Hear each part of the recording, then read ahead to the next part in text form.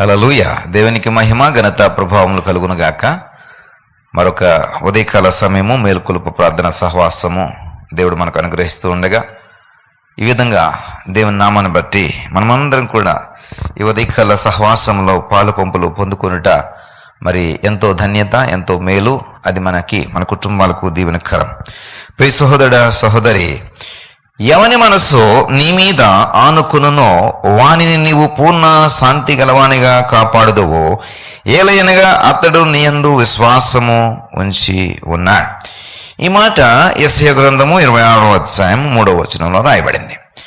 ఈ ఉదయకాలముననే మరి మీ గృహాలకు లేదా మీ యొక్క ఆత్మీయ స్థితికి ఈ వాక్యాన్ని మేము ఎందుకు తీసుకుని వస్తున్నామంటే, దేవుని మీద ఈ దిన క్రియలు, పనులు, ఈ దిన సంబంధమైనటువంటి కార్యక్రమాలన్నీ కూడా దేవుని మీద మీరు ఆనుకుని చేయాలని, దేవుని మీద ఆనుకుని ప్రారంభించాలని, దేవుని మీద ఆనుకుని.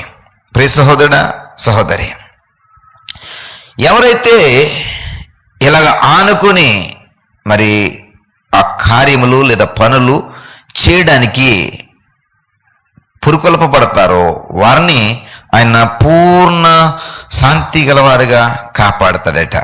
అంటే మీరు చేసే పనులన్నిటిలో కూడా సంపూర్ణమైనటువంటి సమాధానకరమైనటువంటి పరిస్థితులు కనబడతాయి. సంపూర్ణమైనటువంటి సమాధానకరమైనటువంటి పరిస్థితులు కనబడతాయి. ఎందుకనంటే మీరు ఆయనను ఆనుకుని ఈ పనులు ప్రారంభించారో, ఆనుకుని ఈ పనులు చేస్తున్నారు, ఆనుకుని మరి ముందుకు వెళ్తూ ఉన్నారు, ఆనుకుని మరి ఆ ధైర్యముతోనూ నిబ్బరతోనూ మీరు వెళ్తూ ఉన్నప్పుడు దేవుడు తనని ఆనుకున్నటువంటి వారిని విడిచిపెట్టే దేవుడు కాదు, త్రోసివేసే దేవుడు కాదు. మన పక్షముగా ఆయన నిలబడి మన కార్యములన్నింటినీ కూడా ఆయన చక్కబెట్టే దేవుడు. కాబట్టి మేము ఉదయముననే ఎందుకు ఈ వాక్యమును మేము ముందుకు తీసుకొస్తున్నామంటే, మీరు లేవగానే దేవుని యొక్క వాక్యమును గ్రహించి ధ్యానించి మరి చక్కగా క్రీస్తు నామమును బట్టి మరి ఉజ్జీవింపబడి ఆయన మీద మీ భారం అంతటిని కూడా పెట్టి, మీ పనుల భారం అంతటిని కూడా ఆయన భుజాల మీద పెట్టి ఆనుకుని మీరు నడవగలిగితే, ఆనుకుని మీ పనులు చేయగలిగితే వాటిలో దేవుడు మీకు చక్కటి జయాన్ని, సంపూర్ణమైనటువంటి ఆ జయాన్ని ఆయన మీకు అనుగ్రహిస్తానంటున్నాడు. ఏలయనగా అతడు నీ యందు విశ్వాసం ఉంచి ఉన్నాడు. కారణం ఏంటి? ఎందుకు మీకు సంపూర్ణమైనటువంటి సమాధానకరమైనటువంటి రిజల్ట్ దేవుడు మీకు ఇస్తానని అంటున్నాడంటే, నీవు ఆయనను విశ్వసించి ఉండుటే దానికి కారణం. ఆనుకుని ఉండుట అంటే ఆయనను విశ్వసించి నీ పనులు, విశ్వసించి నీ కార్యాలు, విశ్వసించి నీ అడుగులు వేయడం. కాబట్టి ప్రియ సహోదరుడే, సహోదరి, ఈ ప్రయాసతో మరి ఈ మేల్కొల్పు ప్రార్థన సహవాసం ముందుకు తీసుకుని వస్తున్నాం. అంటే నీవు లేచిన వెంటనే ఈ ధ్యానంలోనికి రాగలిగితే దేవుని మీద నువ్వు ఆనుకుని నీ పనులు ప్రారంభించగలిగితే, విశ్వాసం ఉంచి నీవు నీ యొక్క దినచర్యలను మరి ప్రారంభించగలిగితే, ప్రియ సహోదరుడా, సహోదరి, నీకు అన్ని పనులలో సంపూర్ణమైనటువంటి సిద్ధి, సంపూర్ణమైనటువంటి సమాధానము, సంపూర్ణమైనటువంటి రిజల్ట్ మీకు దేవుడిస్తాడు. ఇవ్వాలని ఆశ, మీకు మరి ఇలాంటి ఫలితాలని ఇవ్వాలని ఆశ. కాబట్టి ఆశతోనే ఈ మేల్కొల్పు ప్రార్థన సహవాసం మేము ముందుకు తీసుకుని వస్తున్నాం. మరి బిడ్డలందరూ కూడా మరి ఈ వాక్యం కొరకే చక్కగా ఎదురు చూస్తున్నారు. వారిని బట్టి నేను దేవుడిని స్తుతిస్తూ ఉన్నాను. ఎవరైతే ఇంకనూ మరి రాలేకపోతున్నారో, ఈ వాక్య పరిచర్యలోనికి మరి ఇంకా మీ సమయాన్ని కేటాయించలేకపోతున్నారో, ఈ వాక్యమును నేను వినాలనే ఆసక్తిని, ఆ జిజ్ఞాసను, ఆ కుతూహలాన్ని ఇంకా ఎవరైతే మరి కలిగి ఉండలేకపోతున్నారో వారందరికీ కూడా ప్రేమపూర్వకంగా స్వాగతిస్తున్నాం, ఆహ్వానిస్తున్నాం.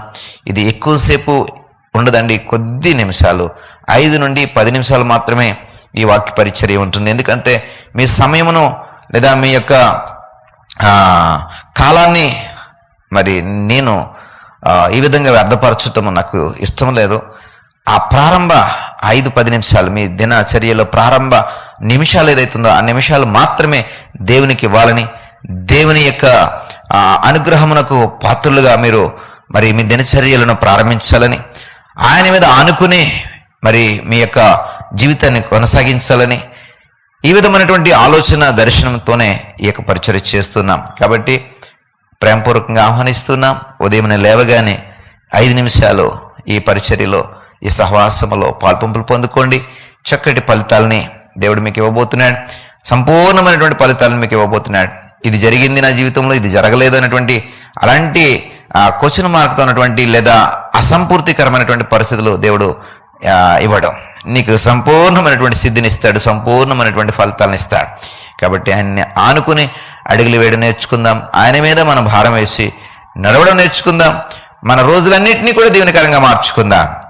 ప్రభా, నేను ఇది మొదలుకొని నిన్నే ఆనుకుని నీ మీదే నా స్థితంతటిని కూడా మరి అప్పగించుకుని నా రోజులను, నా గడియలను, నా భవిష్యత్తును నేను కొనసాగాలని చూస్తున్నానయ్యా, తీర్మానం చేసుకుంటున్నానయ్యా.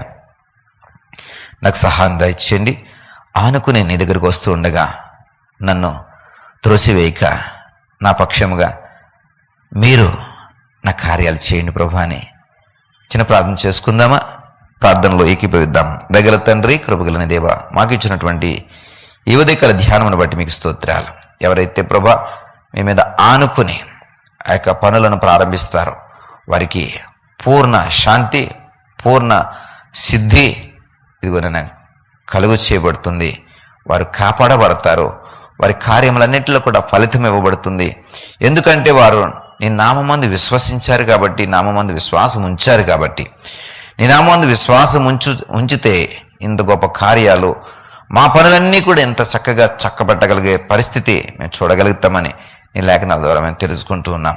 దేవా, ఇది మొదలుకుని ఎవరైతే ప్రభా ఉదయం నుండి ప్రభా దిన ప్రారంభం నుండి మిమ్మల్ని ఆనుకుని పనులు చేస్తున్నారో, ఆనుకుని కార్యములను చక్కబెడుతున్నారో, ఆనుకుని వారి యొక్క ప్రయాణాలను నాయన కొనసాగిస్తున్నారో వారందరినీ కూడా మరి నాయన సంపూర్ణమైనటువంటి పరిపూర్ణమైనటువంటి కార్య సిద్ధి కలిగిన వారిగా మార్చండి. నీ ఫలితాలు, నీ ఫలములు వారికి అందించండి.